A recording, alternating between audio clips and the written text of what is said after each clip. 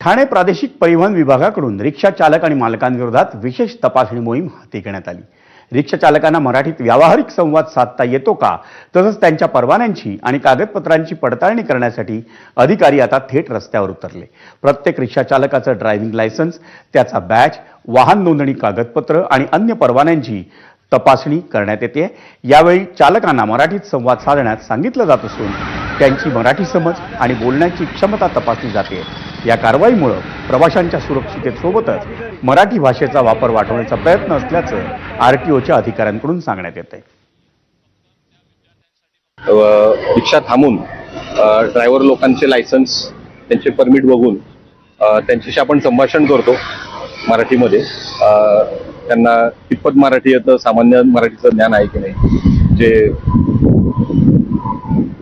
त्यांना कुठे जायचं, काय आहे, परमिट होल्डर कोण आहे, अशा याच्यामध्ये आपण विचारतो। त्यांना जर येत नसेल, अगदीच काही कळत नसेल, तर आपण त्यांचा मोबाईल नंबर आपण नोंद करून घेतो आणि तो आपण तसे शीट आपण कार्यालयाला कळवतो। कार्यालयामध्ये पण आहे ना, मराठी त्यांना शिकवण्याचा एक क्लासेस चालू केलेले आहेत।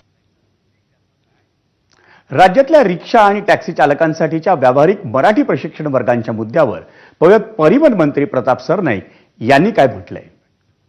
मुदतवाढ दिली जाणार नाही, अजूनही वेळ आहे। ज्याला व्यवसाय करायचा आहे त्यांनी शिकावं, ज्याला व्यवसाय करायचा नसेल त्यांनी जर काही त्यांनी तशा पद्धतीचा प्रयत्न केला तर 16 तारखेपासून येणाऱ्या ज्या परिवहन विभागाच्या माध्यमातून जी कारवाई आहे त्या कारवाईला सुद्धा सामोरं जायला हवं। परंतु मराठीशी पंगा घेण्याचा कोणी